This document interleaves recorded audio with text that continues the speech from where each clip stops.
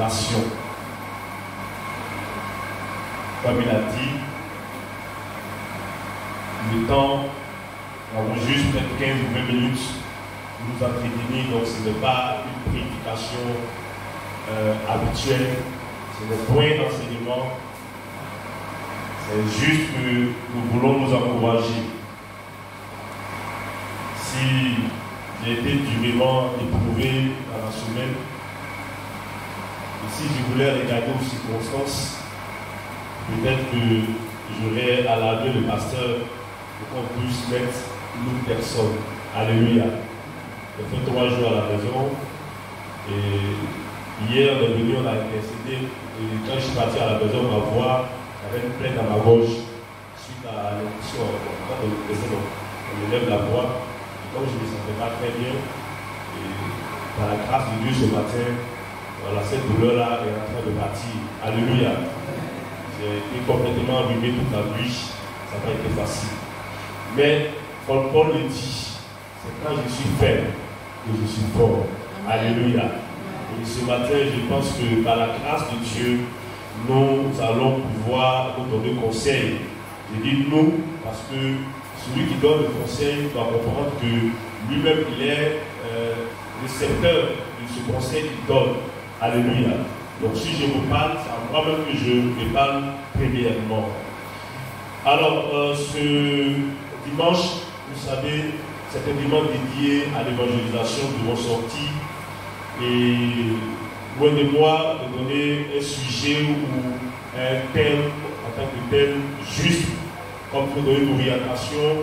Ce dimanche, nous parlerons juste de ce que j'ai appelé la passion des âmes perdues. Alléluia. La passion des âmes perdues.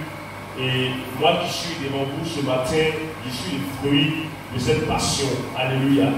Parce qu'il a fallu que des personnes intercèdent. Il a fallu que des personnes viennent annoncer l'évangile. Parce que nous autres, nous sommes nés dans une famille d'idolâtres. Alléluia. D'idolâtres pratiquants. Et nous avons été consacrés depuis notre jeune enfance à ces choses-là, en sorte que nous-mêmes, nous avons été amenés à pratiquer ces choses. Alléluia. Voilà, juste à la classe de maîtrise de l'université, j'étais encore dans ces choses, donc en 97. Et la femme actuelle a été un instrument que l'Éternel a utilisé, parce qu'elle avait passé du temps dans les temps de prière pour porter mon cas à Dieu. Alléluia. Parce que ma mère a une maison où c'est rempli de fétiches, où on adore. Moi, j'en ai adoré depuis mon bas âge. Voilà. Quand on va en vacances, on se consacre à ces choses-là. Et j'étais vraiment opposé à l'évangile absolument. Mais c'est parce que Dieu a utilisé des personnes qui ont prié dans le secret. Et Dieu a dit des personnes qui sont venues vers moi m'annoncer l'évangile. Et tout ce qui était comme barrière a été ôté. Et moi-même, je ne sais pas par quel coup, je me suis retrouvé en 98, un mois de juillet, août, dans une église. Alléluia. Dans une église, je me retrouve dans une église. Parce que quelqu'un m'a invité à ce lieu. Alléluia. On m'a invité. Si on m'avait invité, je serais encore resté là-bas. Je discutais énormément. Voilà. Je discutais énormément. Et aujourd'hui, c'est la grâce de Dieu que je me tiens devant vous. Et donc, ça, c'est le fruit de la passion. C'est parce que quelqu'un avait à cœur de prier pour moi. Et lorsque nous venons dans la Bible, nous comprenons que Jésus lui-même est l'incarnation parfaite de la passion. Alléluia. Jésus lui-même. La Bible dit en Jean 3,16 que Dieu a tant aimé le monde. Dieu a tant aimé, il a tellement aimé le monde. Le monde était l'objet de sa pensée. Dieu voulait venir pour sauver le monde. En sorte que c'était une préoccupation depuis le commencement où l'homme a péché. Alléluia. Quand Adam a péché, Dieu avait imaginé en Genèse 3:15 qu'il allait avoir une solution qui sortirait de la femme. Et durant plusieurs années, Dieu avait ce secret espoir de le faire. Et il l'a fait. Alléluia. À travers la personne de Jésus. Et Dieu a tant aimé le monde qu'il a donné son Fils unique afin que quiconque croit en lui ne périsse point, mais qu'il ait la vie éternelle. Il a tellement aimé. Et quand nous allons en 1 Jean 3,16 également, quelques versets, il y a Jean 3,16 et puis il y a 1 Jean 3,16, sont des versets qui sont un peu semblables. Il dit, nous avons connu l'amour, en ce que l'amour a donné sa vie. Alléluia. Ça veut dire que l'amour qui est donc Jésus-Christ de Nazareth, il nous a aimés aussi, jusqu'à ce qu'il donne sa vie pour nous. C'est tout. Il était passionné par le salut des âmes. Il était passionné par la prostituée qui était rejetée. Il était passionné pour ceux-là même qu'on traite d'ivrogne et qu'on ramassait dans les caniveaux. Il était passionné pour ceux-là même qu'on appelait féticheurs ou sorciers et qui étaient combattus par la société. Il était passionné pour le droguer, pour les gens qu'on qualifie de mauvaise vie. En sorte que cela choquait le peuple qui était là, parce que Jésus allait vers les personnes de mauvaise vie pour leur parler du salut. Alléluia. Et quand nous jetons les gars dans ce que nous pouvons considérer comme passion, loin de moi de devenir philosophe, parce que nous en avons au moins deux dans la salle ici. Je vais parler du pasteur Dixon.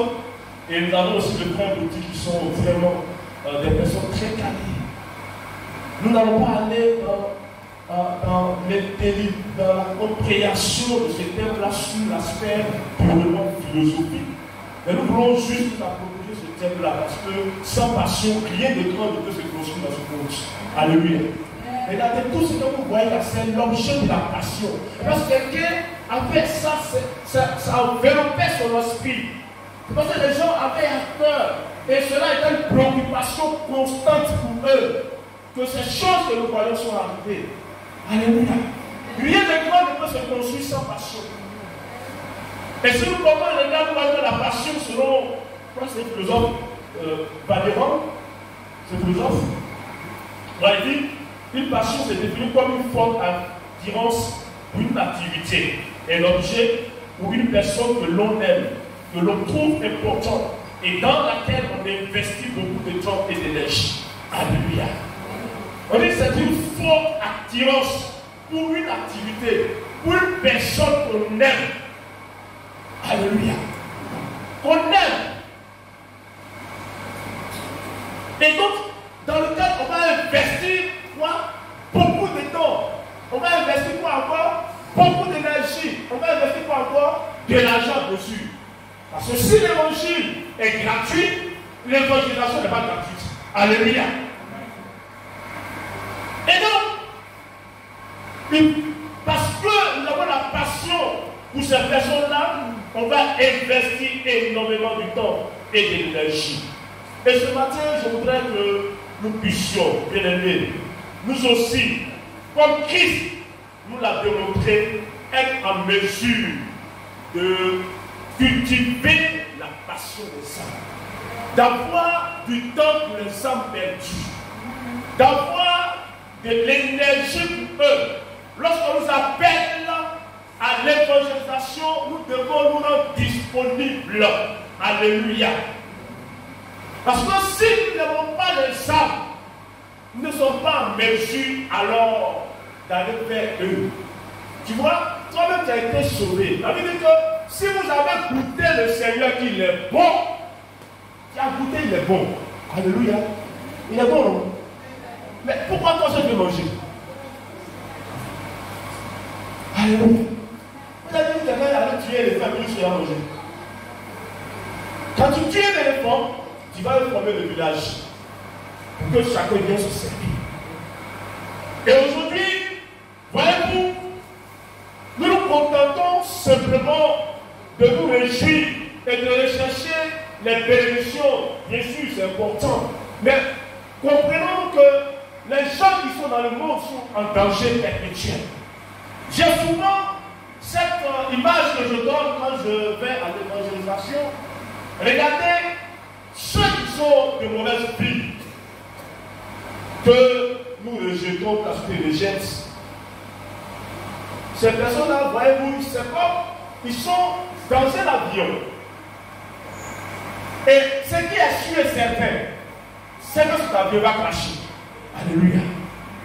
Parce que nous tous, la Bible dit que parce que dans nos péchés, le salaire du péché, c'est la mort. Donc la mort à tous les coups viendra. Mais quand la mort viendra, ces personnes-là, comment seront-ils sauvés s'ils n'ont pas cru comme toi et moi? Nous avons l'assurance de notre salut. Nous sommes dans le même avion. Parce que nous avons pris Jésus-Christ qui est notre sauveur. Mais eux, ils n'ont pas encore Jésus-Christ de Nazareth. Donc ils sont dans une menace permanente.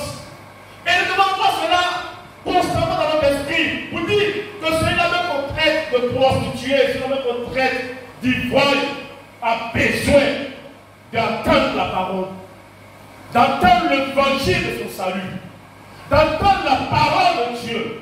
Il a besoin aussi de recevoir la lumière de Christ.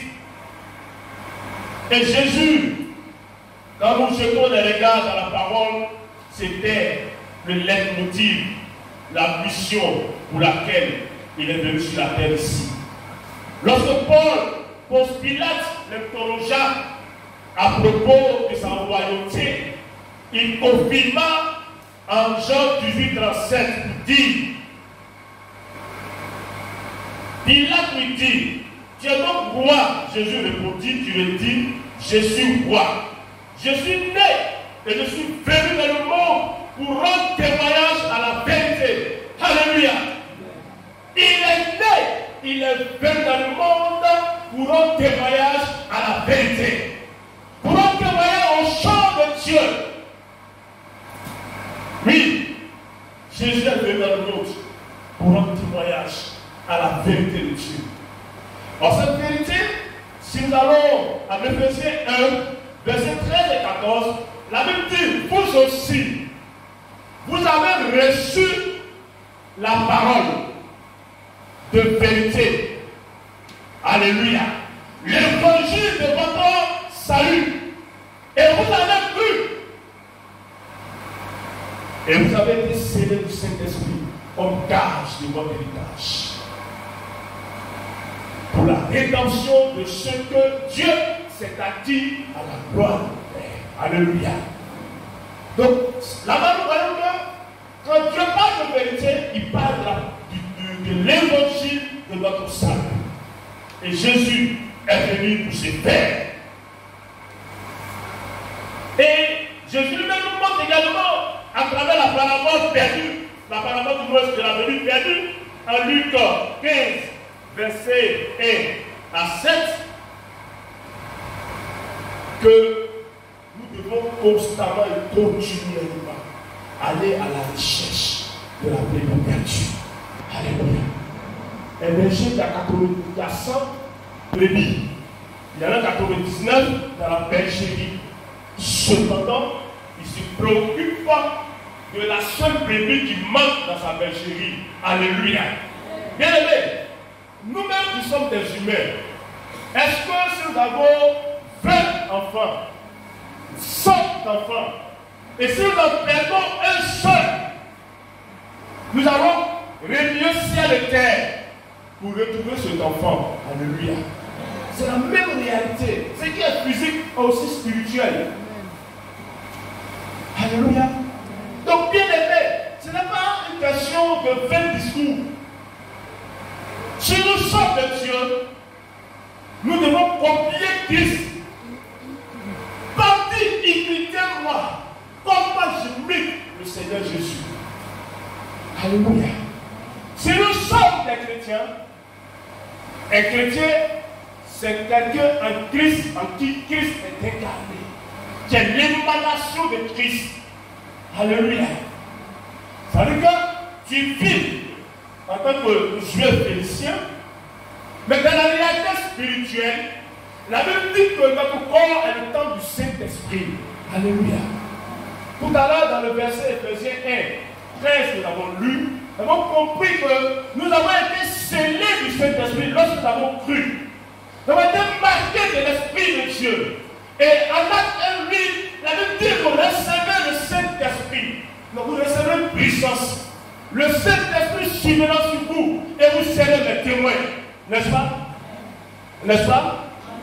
Est-ce que tu as reçu le Saint-Esprit? Lève ta main si tu as reçu. Je pense que tu vas avoir reçu le Saint-Esprit. Alléluia.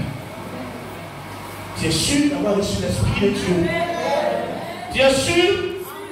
Alléluia. Maintenant, produit combien? Parce que 1 en produira 100.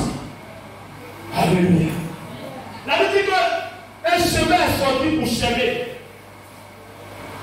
La dernière semence qui tombe dans une terre fertile, cette semence qui est la parole de Dieu, produit à l'issue de la semence quelque chose.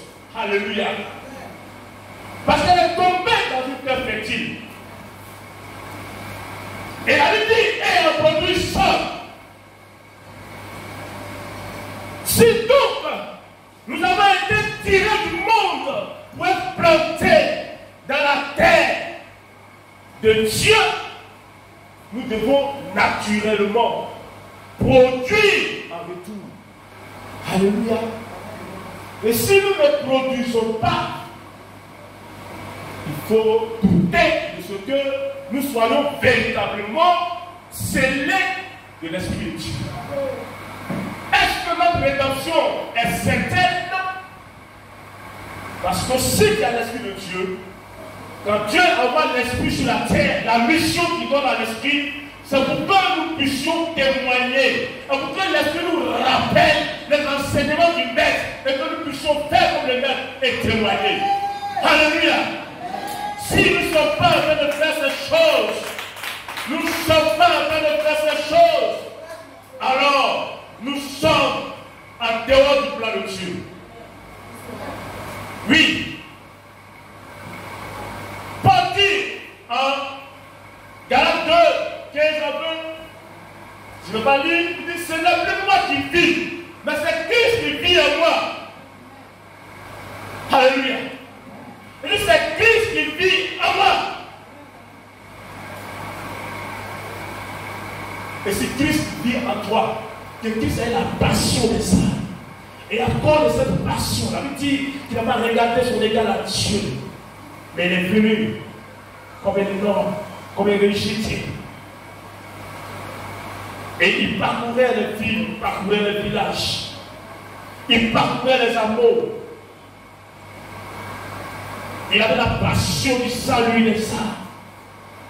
Il était insulté pour se faire, il était rejeté, méprisé, calomnié à cause de la passion qu'il avait pour les âmes. Mais Christ n'a pas renoncé à sa mission. Et que Christ montre au ciel qu'il envoie l'Esprit de Dieu. Et ce prix vient remplir les disciples. Là aussi, ils ont fait comme des maîtres. Alléluia. Église de 2022, où tu es. Où tu es par rapport à la mission. Où tu es par rapport à Marc 16 et 15. Il dit, allez. Et que cette bonne prêchée, cette bonne nouvelle à toute la création. En Matthieu 28, 19, il dit, allez, faites de tout quoi? Dans toutes les nations des disciples. Où nous en sommes aujourd'hui? Où tu en es aujourd'hui? Alléluia. Chrétien, où tu en es aujourd'hui?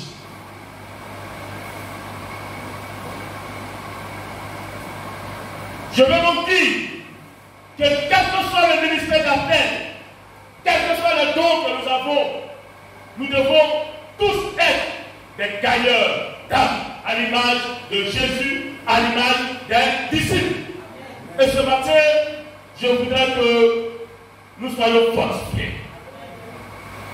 Parce que nous avons reçu la puissance du Saint-Esprit.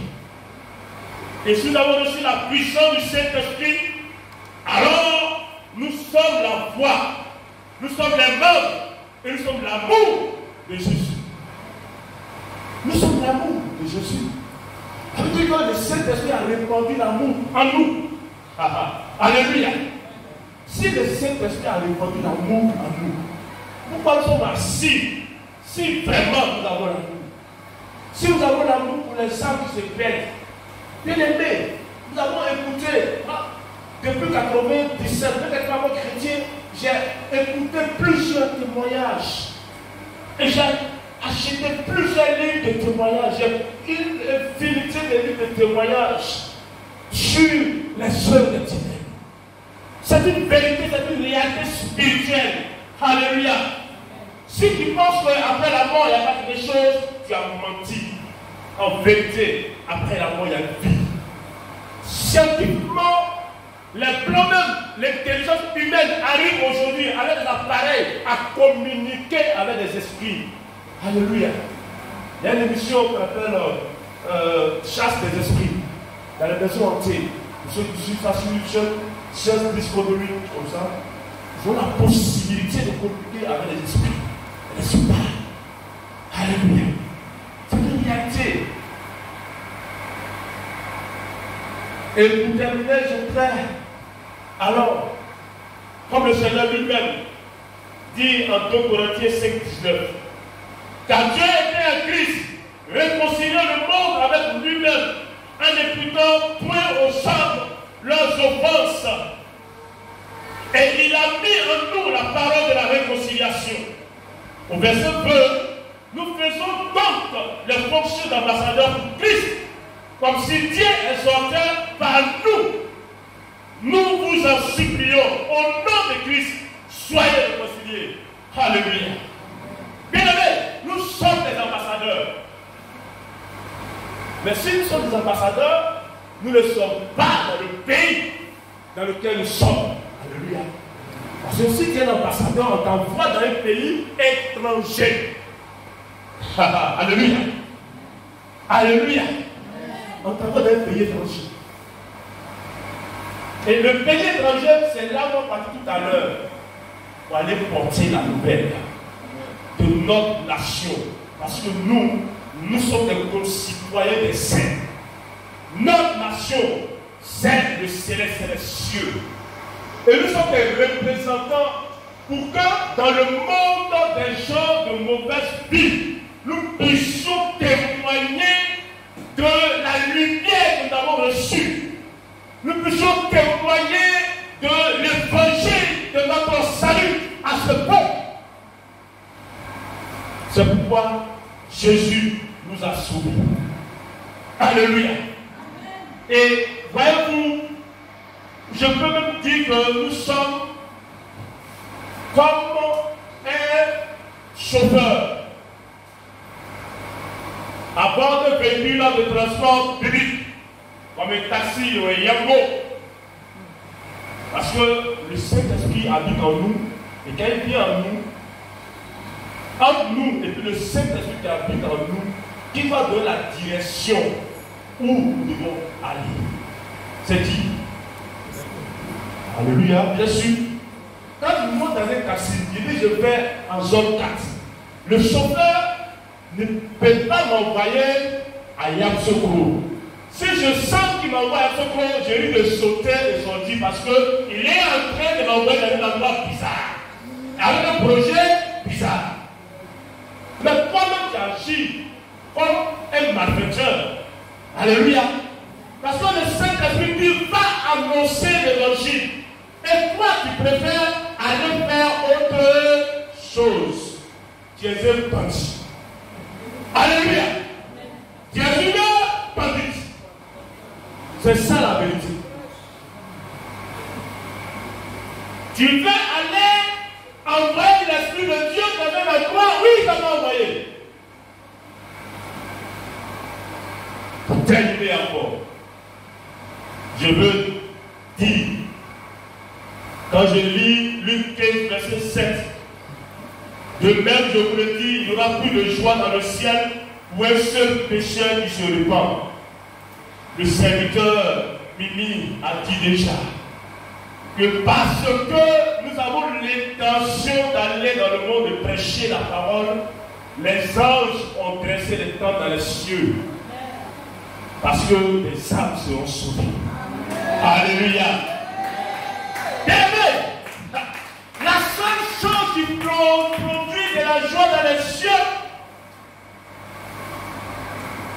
produire de la joie dans les cieux, il n'y a pas deux. Alléluia. C'est que un pécheur est sauvé. C'est ce qui produit la joie. Et je veux te chanter. Alléluia. Ah oui. Parce qu'aujourd'hui, l'Église, on est en train de chercher à satisfaire nos besoins matériels. Alléluia. Amen. Je veux te dire que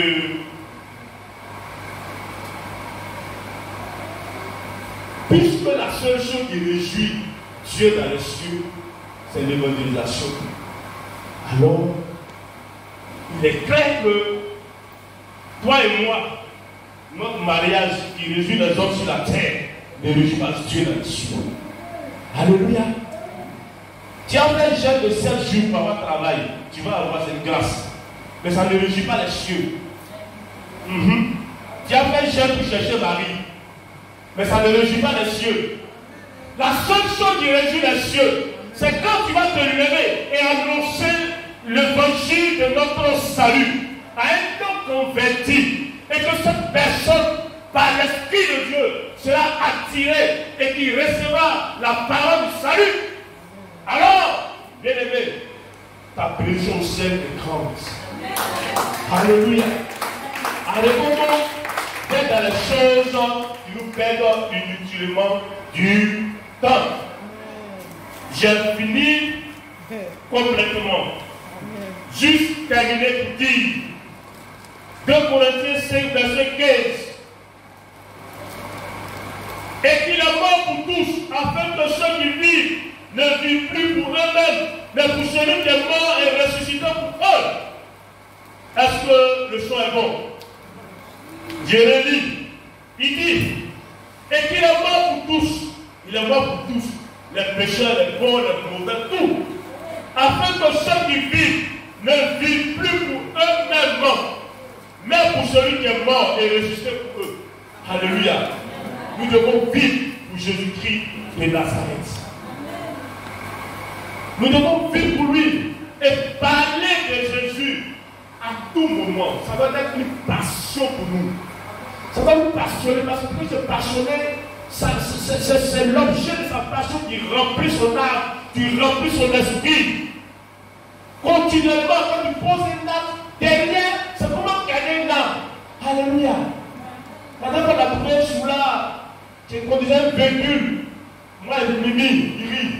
Mais c'est vrai qu'on a été au secours, la voiture voulait prendre du feu. Et il y avait un chauffeur taxi qui le suivait et il a bloqué ici. Et le monde était là.